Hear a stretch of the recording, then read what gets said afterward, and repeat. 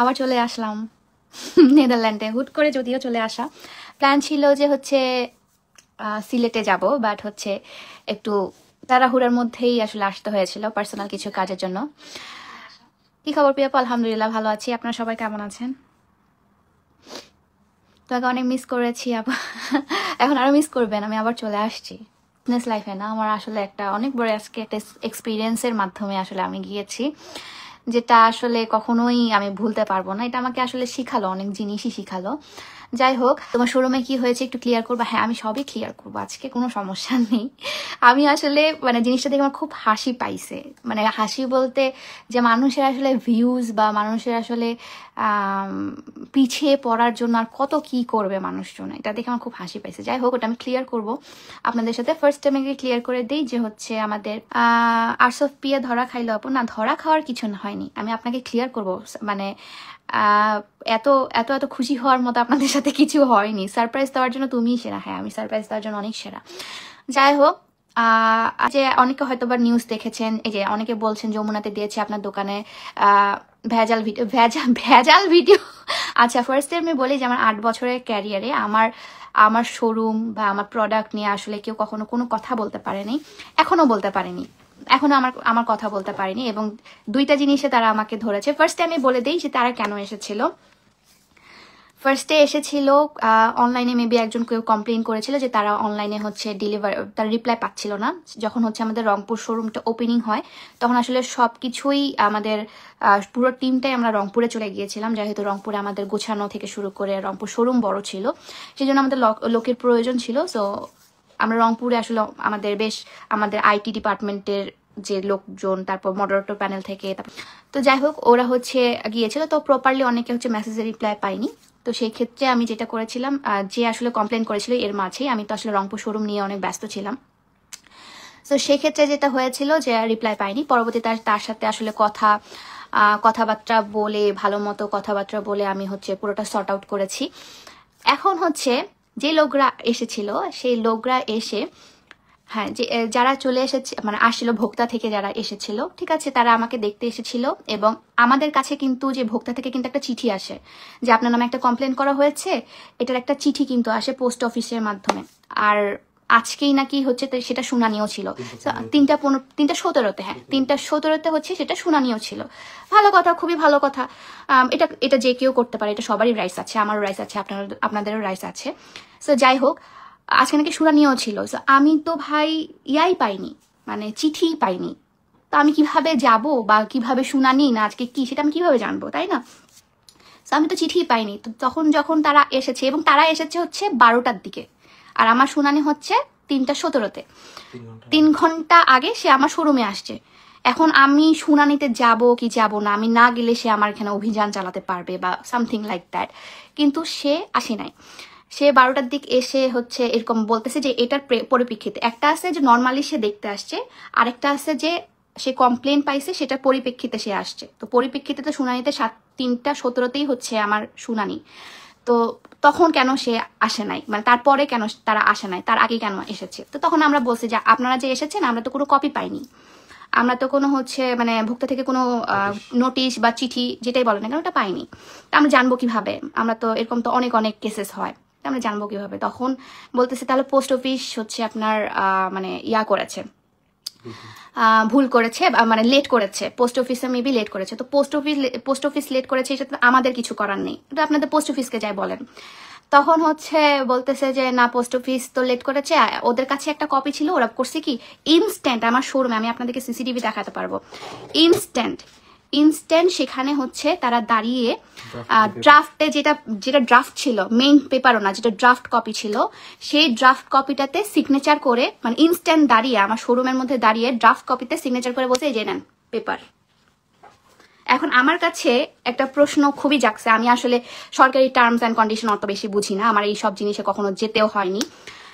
So ওনারা যে এই জিনিসটা করলো, যে ইনস্ট্যান্ট দাঁড়িয়ে ড্রাফটস দিয়ে, এবং মানে 1 মিনিটের মাথায় সে আমাকে একটা দোষী মানে সাব্যস্ত করলো, সে আমাকে দোষী বললো, সে আমাকে অনেক কিছু বললো, আমার নাম আমার ব্র্যান্ডের নামটা খারাপ করলো কেন? এটাও গেল, ঠিক আছে, ভালো কথা। সে যেটা নিয়ে আসছিল সেটা আর দেখে নাই, তখন তারা চলে গেল অন্য পাশে, কারণ ওটাতে তো ধরতে পারতেছে না আর। যখন সে আমাকে ওভাবে আটকাতে পারেনি, যখন তারা আমি বলবো যে পুরো গ্রুপটা যখন আমাদের গ্রুপটাকে না ফার্স্টে এসেছে, সে তখন আমার ম্যানেজারের সাথে আমার ইনচার্জের সাথে পারে নাই, আমার যে চিটাঙ্গের ইনচার্জ বর্ণমালা আপু তার সাথে পারে নাই, ঠিক আছে, এবং প্রপার এক্সকিউজ দিতে পারে নাই, ঠিক আছে। তো উনি কি করছে, আরো মানুষজন ডেকে আনছে ঝগড়া করার জন্য, ঠিক আছে। ফাউল কথা বাদ দিয়ে বাংলাদেশে জামা পাকিস্তান না, শুনেন, এটাও আমার কথা আছে, যেটা কথা তিনি বলছে যে আমি পাকিস্তানি ড্রেস বিক্রি করতেছি। আমাকে বলেন 1250 টাকায় কোন অরিজিনাল পাকিস্তানি ড্রেস সেল হয়? কোন অরিজিনাল পাকিস্তানি ড্রেস সেল হয় আমাকে সেটা আগে বলেন, ঠিক আছে, কোন অরিজিনাল? আমরা তো ওখানে বলেই দিই। আমাকে ফোনটা দাও তো একটু, এটা ঠিক আছে, স্টোরিটা আমি বলি। তারপর সে যখন এটাতে পারেনি, ও আরো লোকজন ডেকে আনছে। লোকজন ডেকে আনার পর সে যখন হচ্ছে আমাকে আর পারতেছে না, তখন সে আমার পুরো শোরুম ঘাটা শুরু করছে। ভালো কথা, শোরুম ঘাটক, আমার কোনো কিছুতেই এখানে যায় আসে না। কারণ হচ্ছে ভাই, আমি 8 বছর ধরে এই পর্যায়ে আসছি। আমার বালের ব্র্যান্ড বানানটাকে ঠিক করে ভাই, যাই হোক, আমি এই পর্যায়ে আজকে আসিনি, বা 8 দিন ধরে বা 8 মাসে আমার আর্টস অফ পিয়া হয়নি। 8টা বছর আমি এখানে ইনভেস্ট করছি। 8টা বছরে যদি আমি এতটাই ফাউল হইতাম, আমার প্রোডাক্ট এতটাই ফাউল হইতো, বা আমার প্রোডাক্ট যদি এতটাই খারাপ হইতো, আমার কি 8 বছরের ক্যারিয়ার আর থাকতো? বাজারে কত ধরনের কত মানুষজন বিজনেস করতেছে, সেই বিজনেসে আর্টস অফ পিয়ার একটা ব্র্যান্ড বানানো বা হচ্ছে একটা মানুষ টিকে থাকা কতটা পরিমাণে কষ্ট, সেটা হয়তো বা আপনারা যারা বিজনেস করেন বা যারা হচ্ছে একটু হলেও বিজনেসের সাথে জড়িত, বা আপনার বাবা মা বা যারাই করেন না কেন, যেভাবেই করেন না কেন, এটা কখনোই টিকে থাকাটা পসিবল না। তো যাই হোক, যে পাকিস্তানি ড্রেসের কথাটা বলে এখন তো দাও, পাকিস্তানি যে ড্রেসটা বলছে যে পাকিস্তানি ড্রেস বিদেশি পণ্য, মানে পাকিস্তানি ড্রেস বলে দেশি পণ্য যে সেল থাকে। আমি আবারও বলছি, আমি পাকিস্তানি রিয়েল ড্রেসও সেল করি, আমি আপনাদের হচ্ছে ইন্সপায়ার্ড কালেকশনও সেল করি, ঠিক আছে। সো যারা এটা কমেন্ট করছেন এবং যারা বলছেন যে হচ্ছে আমি বিদেশি পণ্য আমি হচ্ছে করছি, কি বলে, কি দেশি পণ্য বিদেশি বলে চালাচ্ছি, না, ইন্সপায়ার্ড কালেকশন তো ভুরি আপনি অনলাইনে দেখবেন।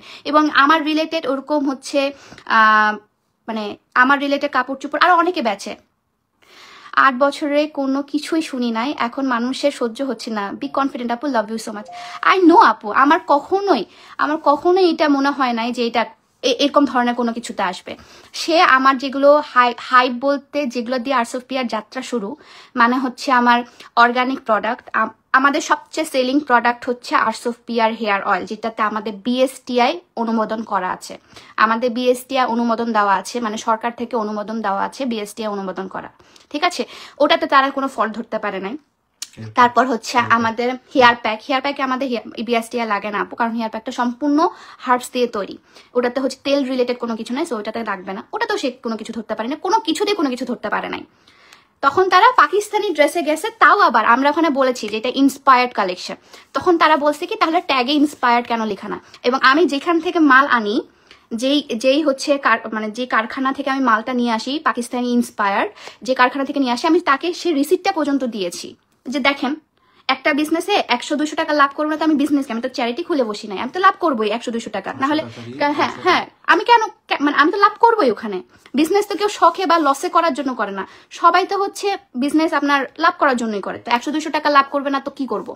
তো আমি রিসিপ্টটা পর্যন্ত ওনাদেরকে দেখাইছি যে এই যে হচ্ছে আমাদের রিসিপ্ট, এটা হচ্ছে আমাদের রিসিপ্ট, এবং এই প্রোডাক্টটা হচ্ছে এই প্রাইস, এবং আমরা সেল করছি এই প্রাইস। যখন তারা দেখেছে যে আমরা 100 টাকার জিনিস আবার 1200 টাকায় সেল করছি না, আমরা একটা ন্যায্য, যেটা হচ্ছে একটা মানে 10% বা হচ্ছে 15% একটা লাভ রেখে, যে প্রফিটটা হয় একটা মানুষের লাভ রেখে, যেটা হচ্ছে আপনার মানে যেটা আসে সেটাই আমরা করছি, একটা মাপ আছে আমাদের লাভের, তখন তারাও কিছু বলতে পারেনি। তখন তারা কি ধরছে, আমাদের ট্যাগের মধ্যে পাকিস্তানি কেন কথাটা লেখা আছে, বলেন এখন পাকিস্তানি কেন কথাটা লেখা আছে, এটার জন্য হচ্ছে কেন আমরা করছি। সো এই জিনিসগুলো আসলে মানে ছেলেরা এত মজা পাচ্ছে, একে তো তারা কিছু করতে পারে না, তাদের প্রোফাইলগুলো আমি ঘাটলাম, একটাই কথা বলতে পারে, টিকটকার। আপু মানুষ হিংসা করে, আপু মানুষ না, আমি বলবো ছেলে মানুষ হিংসা করে। আমি যে আগে যারা বলতো না যে মেয়ে মানুষের হিংসা করে বা মেয়ে মানুষরা হিংসা করে, না, ছেলেদের জেলাসি আরো বেশি ভয়ঙ্কর। ওয়্যার অ্যাজ আমি কোনো প্রতারণাই করি নাই, সে ডিরেক্টলি আমাকে মেন্টালি আমার হিউমিলেট করছে, সে আমার ব্র্যান্ডের নাম খারাপ করছে। ইভেন যে কমপ্লেন করছে সে ফোনটা পর্যন্ত ধরে নাই, মানে যে কমপ্লেন করছে তার ওখানে আসা উচিত ছিল, সে তো মানে কেউ আসে নাই। আসছে আর আসবে মেইন হেড অফিসে, যেটা আমার ঢাকায়। সে আসছে আমার চিটাগাং শোরুমে হুড়ুম তুরুম করতে আর বলতে আমি নাকি প্রতারক। আমি যদি প্রতারক হইতাম তাহলে আমার 4টা শোরুম থাকতো না। আমি যদি প্রতারক হইতাম তাহলে আমার আজকে এত ভালোবাসার মানুষ থাকতো না। আমি যদি প্রতারক হইতাম তাহলে আমি আসলে এভাবে মানে মাথা উঁচু করে কোথাও ঘুরে বেড়াইতে পারতাম না, যদি আমি প্রতারক হইতাম। অবশ্যই আপু, তোমার বিজনেসটা 100% রিয়েল অ্যান্ড অনেক ভালো। আপু আমি জানি না, আপনারাই বলবেন। আমি তো আমার বিজনেসকে সবসময় ভালো বলবে, কিন্তু আপনারাই বলবেন। আপনারা দেখেছেন আমার কষ্ট, আপনারা দেখেছেন আমি কি পরিমাণে। ঠিক আছে, আমি আসলে আর কোনো এক্সপ্লেনেশন দিতে চাই না। যারা খুশি হওয়ার তারা এমনিতেই হবে। আমার আসলে এই 8 বছরের ক্যারিয়ারে কেউ কখনো আমাকে কোনো জিনিস নিয়ে, কখনো কোনো কিছু নিয়ে আমাকে বলতে পারেনি। কোনো হিংসা নাই। ছেলেদের মধ্যে আসলে কি বলে, ছেলেদের মধ্যে ঝগড়া লাগলে ছেলেরা কোনো কিছু করে না। আমি এটা বলবো টোটালি রং কথা। আমরা মেয়েরা মেয়েদের সাপোর্ট করি, কিন্তু একটা ছেলে একটা মেয়েকে সাপোর্ট করতে পারে না। বা একটা ছেলে কখনোই চায় না তার থেকে একটা মেয়ে আগায় যাক। সব ছেলেরা, আমার হাজব্যান্ড কিন্তু না। মানে যারা আসলে আছে তারা এইভাবে কমেন্টটা করে এবং তারাই অনেক বেশি হ্যাপি।